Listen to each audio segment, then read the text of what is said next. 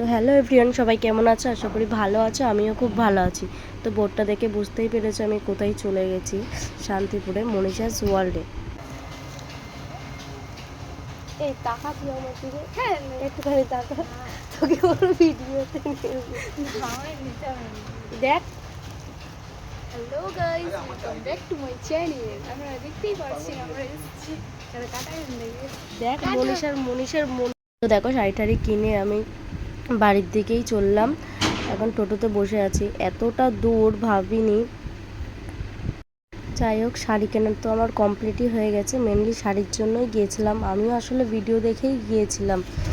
তো যা শাড়ি দেখে গেছিলাম সেটা তো পাইনি, বাট যেগুলো পেয়েছি সেগুলো আমার খুব পছন্দ হয়েছে। তো স্টেশনের কাছেও চলেছি। স্টেশনেই প্রায় 1 ঘন্টা বসে থাকতে হয়েছে। এমনি চোখ মুখের অবস্থা দেখো কি হয়ে গেছে, প্রচুর ক্লান্ত, মানে আমি ঝিমাচ্ছি এমন একটা অবস্থা। তো যাই হোক, 1 ঘন্টা বসে থেকে লাস্টে ট্রেন আসলো। এবার বাড়ির দিকেই যাচ্ছি। আমার বাড়ি থেকে প্রায় এটি 2.5 থেকে 3 ঘন্টা দূরে। শুধু শাড়ি পছন্দ হয়েছে বলে এত দূর চলে এসেছি।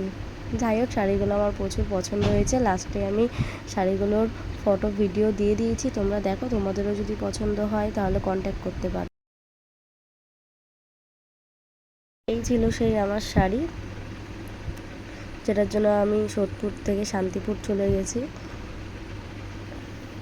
শাড়িগুলো সামনের থেকে আরও সুন্দর, যেহেতু রাতের বেলা এসে ভিডিও করেছি তার জন্য খুব একটা বোঝা যাচ্ছে না, বাট ভালো লাগছে। কিন্তু সামনের থেকে এর থেকেও আরও সুন্দর।